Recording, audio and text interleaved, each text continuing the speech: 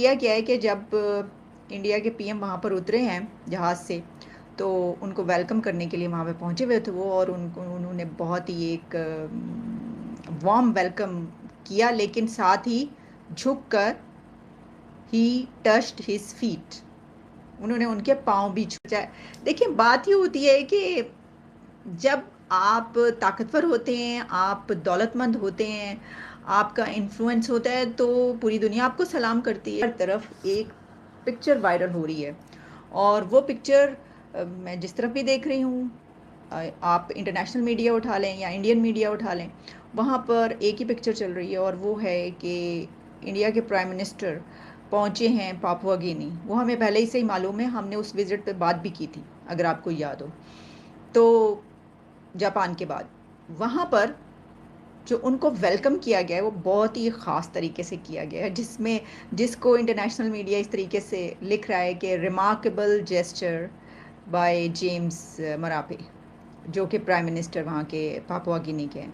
उन्होंने किया क्या है कि जब इंडिया के पीएम वहाँ पर उतरे हैं जहाज़ से, तो उनको वेलकम करने के लिए वहाँ पे पहुँचे हुए थे वो, और उन्होंने बहुत ही एक वार्म वेलकम किया, लेकिन साथ ही झुककर ही टच्ड हिज फीट, उन्होंने उनके देखिए, बात ये होती है कि जब आप ताकतवर होते हैं, आप दौलतमंद होते हैं, आपका इन्फ्लुएंस होता है, तो पूरी दुनिया आपको सलाम करती है। इसमें ऐसी क्या बड़ी बात है? कोई ऐसी बात नहीं है। लेकिन वैसे भी अगर हम इसको दूसरी तरीके से देखें, तो ये उनको मालूम है, जो पीएम जेम्स हैं, उनको ये बहुत अच्छी तरीके से मालूम है कि वहाँ पर इंडिया में इसको बहुत एक अच्छा जेस्चर समझा जाता है, या उनका तो सलाम करने का, नमस्ते करने का उनका तो तरीका ही है। तो उन्होंने असल में ये उनका वे अडॉप्ट किया है वेलकम करने का। हम इसको ये इस तरीके से भी देख सकते हैं कि आप जब किसी मेहमान को वेलकम करते हैं अपने कंट्री में, तो आप उसको ज़्यादा वार्मली वेलकम करने के लिए कोशिश ये करते हैं कि जो उसकी पसंद है या जैसे उसका रहन सहन है उस तरीके से करें।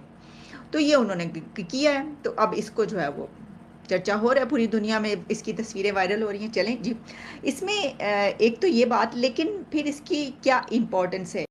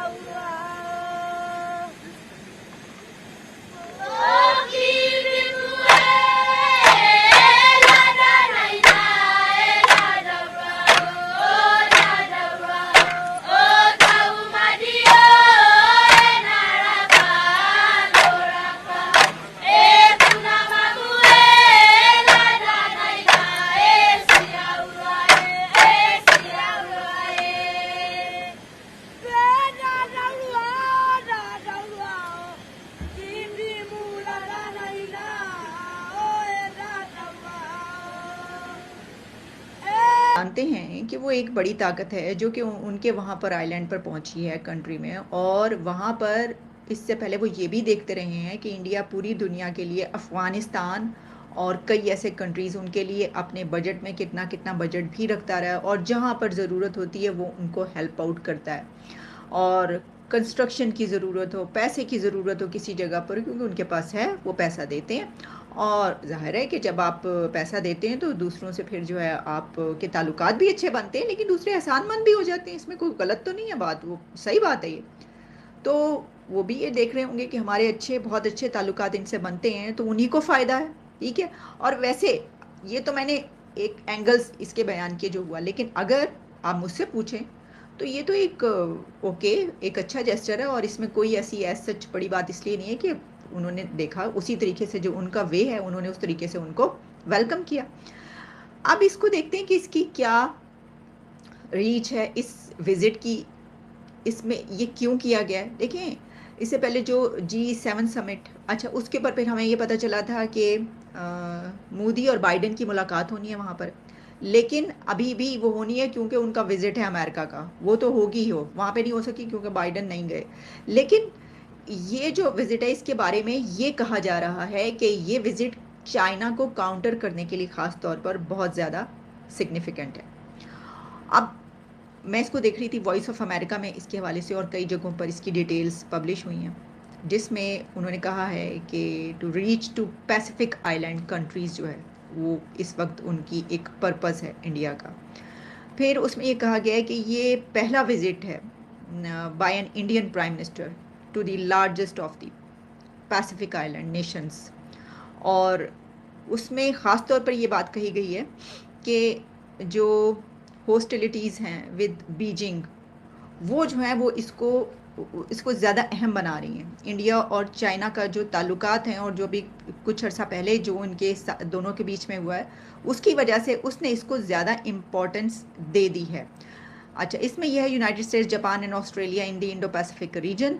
फिर ये कहा गया है कि उसमें वहाँ पर क्योंकि वॉइड पाया जाता है काफ़ी, तो ये एक ख़तरा महसूस किया जाता है जो चाइना के राइवल्स उनकी तरफ से कि वो वॉइड, वो गैप जो है वो चाइना फिल कर सकता है वहाँ पर। तो अगर चाइना ने वो गैप फिल किया तो जो उसके ओपोनेंट्स हैं या जो उसके राइवल्स हैं उनके लिए वहाँ पर जगह कम पड़ जाएगी।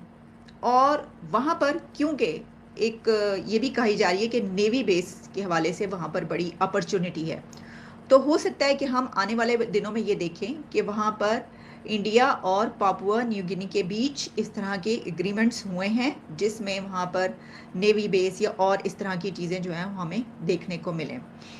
तो ये भी एक बड़ी वजह है। जिस तरह के इसमें कहा गया है, those places are very strategic if you want to make a naval base और ए फ्रेंडली पोर्ट और friendly airstrip, and they also have vast oceans resources. तो देखिए ना, ये जो है ओशन रिसोर्सेज वहाँ पे नेवी बेस का बना सकते हैं आप, फिर उसमें उसके अलावा ट्रेड भी आप। और ऐसे ही तमाम जानकारियों के लिए हमारे वीडियो को लाइक करें, सब्सक्राइब करें और बेल आइकन को दबाना ना भूलें।